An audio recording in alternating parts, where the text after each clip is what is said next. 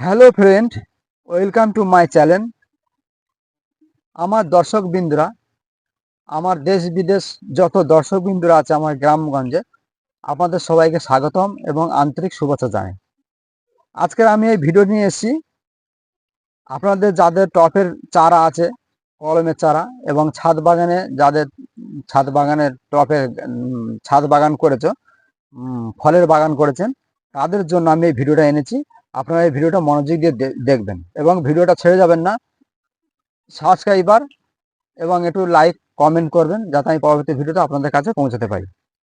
তা আমার এই পাকিস্তানি কমলা লেবু আমি অনলাইন থেকে আনা। আমার এই পাকিস্তানি কমলা লেবুটা আমি এনেছি আজকে আমার 3 মাস হয়ে গেছে।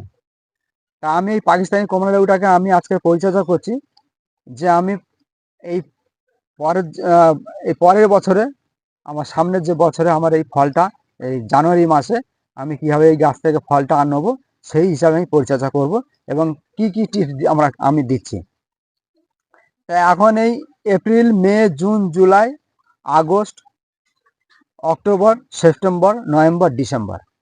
তা আমাকে এপ্রিল, মে, জুন, জুলাই এই 4 মাসে আমাকে এই গাছটাকে ভালোভাবে পরিচর্যা করে আমাকে বলবান করতে হবে। এবং কিভাবে জুলাই, আগস্ট, অক্টোবর আমি এই মাসে আমি গাছটাকে কিভাবে বলবান করে, কি পরিচর্যা করে বলবান করলে আমার এই জানুয়ারি মাস থেকে আমি ফল পাবো, ভালোভাবে ফল পাবো। তা আপনারা ভালো করে মনোযোগ দিয়ে এই ভিডিওটা আপনারা দেখুন এবং আমি কি পরিচর্যা করছি, কি আমি টিপস নিয়ে এসেছি আপনাদের কাছে, আপনারা সেটা দেখুন যে আমি এই গাছটাকে কিভাবে পরিচর্যা করে আপনাদের কাছে আমি ফল এনে দেখাতে পারি।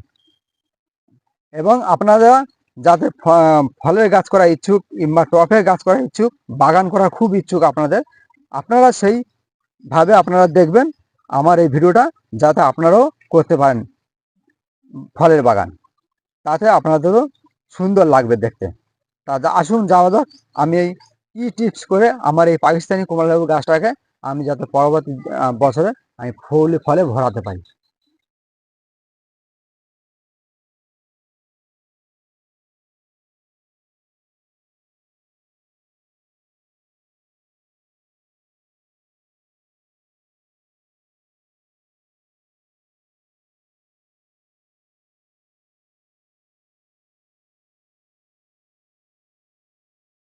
আমি আবার আপনাদের কাছে চলে এসেছি যে আমি ওই ছোট পাকিস্তানি কমলা লেবু গাছে, কলম করা গাছে আমি কি টিপস দিচ্ছি আপনারা দেখুন।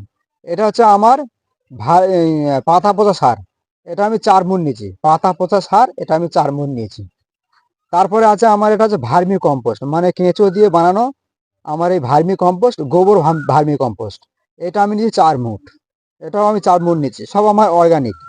এটা হচ্ছে বোরন। এই বোরনটা কি করে, বোরনটা ভিটামিন শর্ট হয়ে গেলে গাছে, সেই ভিটামিনের জন্য এই বোরন, এটা আমি 1 চামচ নিয়েছি। তা গরমের সময় বলে আমি অল্প অল্প করে নিয়েছি, বেশি নিইনি। আর এইটা দেখুন, এইটা হচ্ছে আমার single super phosphate. Single super phosphate এটা কি করে, গাছের শিকড় বৃদ্ধি করে এবং গাছকে শক্ত করে, আর গাছের শিকড়কে শক্ত করে। এটা আমি 1 চামচ নিয়েছি। আর এটা হচ্ছে আমার এপসম সল্ট। এপসম সল্ট কি করে, গাছের মানে সবুজ খাদ্য তৈরি করে, ক্লোরোফিল নষ্ট হয়ে গেলে সেই ক্লোরোফিলটা তৈরি করে, গাছের পাতা সবুজ করে। এই হচ্ছে আমার এটা এপসম সল্ট। এটা আমি 1/2 চামচ নিয়েছি, এটা বেশি দিতে লাগে না। আর সব থেকে বড় কথা হচ্ছে এইটা হচ্ছে হিমো অ্যাসিড। এইটা সবাই রাখবে, এই জিনিসটা সবাই কাছে রাখবেন। এটা হচ্ছে আমার হিমো অ্যাসিড। এই হিমো অ্যাসিডটা কি করে, গাছের প্রতিরোধ ক্ষমতা বাড়ায়, গাছের শিকড়ের জীবাণু নষ্ট করে, গাছের যে খাদ্য থাকে গাছের মাটিতে, সেই মাটি থেকে অনুখাদ্য সংগ্রহ করে গাছের পাতায় তো নিয়ে যায়। এটা হচ্ছে হিমো অ্যাসিড। এটা আমি 1 চামচ দিয়েছি। এই হিমো অ্যাসিডটা আমি 1 চামচ দিয়েছি। আর এটা হচ্ছে কি, এটা হচ্ছে ফাঙ্গিস, ফাঙ্গিস পাউডার। এটা কি করে, গাছের যে পোকামাকড়, মাটির তলায় যে পোকামাকড় থাকে, সেই পোকামাকড়কে নষ্ট করার জন্য এই ফাঙ্গিস, গাছের শিকড়কে নষ্ট করে পোকামাকড়, তার জন্য এই ফাঙ্গিস আমি নিয়েছি। এটা আমি 1/2 চামচেরও কম নিয়েছি, এটা অল্প দিলেও হবে, কারণ ছোট চারা গাছ। আর এটা হচ্ছে আমার পটাশ। এটা আমার জৈব পটাশ।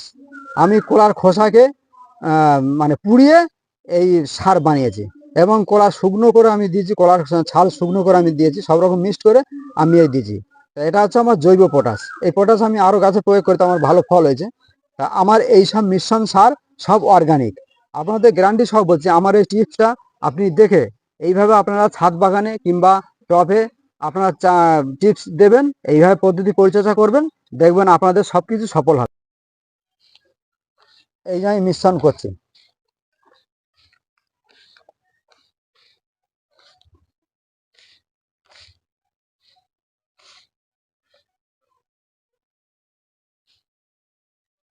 হুম হুম তা আমি এই এসছি, এই আমার টবের গাছে আমি এই মিশ্রণ সারটা প্রয়োগ করব। তা সব থেকে বড় কথা, আপনারা যারাই গাছ করুন না কেন, টবে করুন কিংবা মাটিতে করুন, প্রথমে এই উবড়ের মাটিটাকে তুলে আলাদা রাখতে হবে। এরম ভাবে আলাদা রাখতে হবে, এই উবড়ে মাটিটাকে তুলে আলাদা রাখতে হবে। এরম ভাবে উবড়ে মাটিটা তুলে এই আলাদা রাখতে হবে, এই আলাদা রাখতে হবে।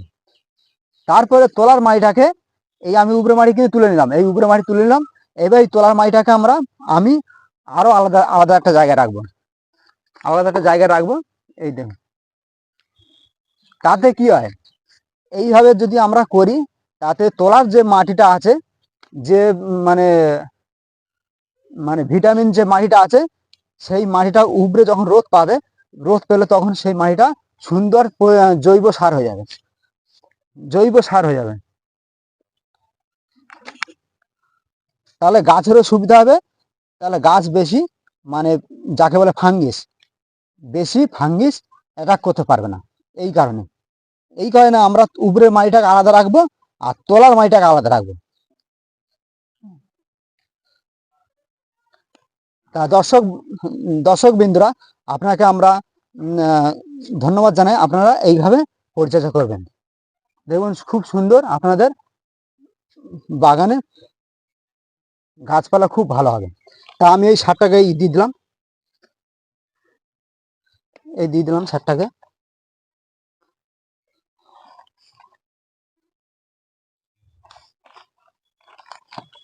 এইভাবে এই গরমের সময় আপনারা মানে ওই যেভাবে আমি টিপস দেখাই সেইভাবে করবেন। বেশি গাছে সার দিলে গাছ বলবান হয় না, আরও গাছের ক্ষতি হয়।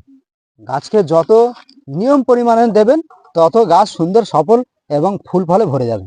তা আমি প্রথমে এই উবড়ে মাটিটাকে এই তলায় দিয়ে দিলাম, এই উবড়ে মাটিটাকে তলায় দিয়ে দিলাম।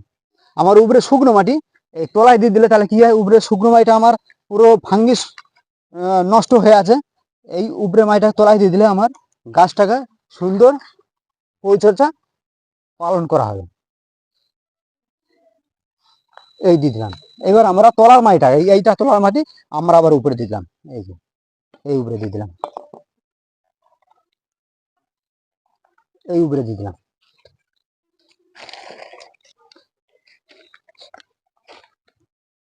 এইবার আমরা এটাকে কি করব, ভালো করে আমরা জল দিয়ে দেবো, ভালো করে বেশি করে আমরা জল দিয়ে দেবো, এরকম করে আমরা জল দিয়ে দেবো বেশি। 10 মিনিট দেখুন, আমরা এই জল দিয়ে দিচ্ছি, এই জল নিয়ে আমরা দিয়ে দেবো ভালো করে। এই আমরা ভালো করে জল দিয়ে দেবো, একটু বেশি করে জল দেবেন, কারণ গরমের সময় তো, এই গরমের সময় তো সার এমনি খুব মানে প্রয়োগ করা সুবিধার জিনিস না। নিয়ম পরিমাণে করতে হবে, যাতে আগামী বছরে আপনাদের ফলটা ভালোভাবে হয়। তা এইভাবে এপ্রিল, মে, জুন, জুলাই, এই 4 মাস আপনাদের মানে সঠিকভাবে পরিচর্যা করতে হবে। করলে আপনার যে বর্ষার পরে যে নভেম্বর, ডিসেম্বর, তারপর জানুয়ারি, তখন গাছে ফুল ফল আসবে। তাতে গাছগুলো ভালো বলবান হলে গাছগুলো ফুল ফলে ভরে যাবে। এবং আপনাদেরকে নভেম্বর, ডিসেম্বরে পরিচর্যা কি হবে বর্ষার পরে, আমি আবার ভিডিওতে আপনাদেরকে দেখাবো, আপনারা দেখবেন। ভালো থাকবেন। তাহলে আশা করি বন্ধুগণ এবং আমার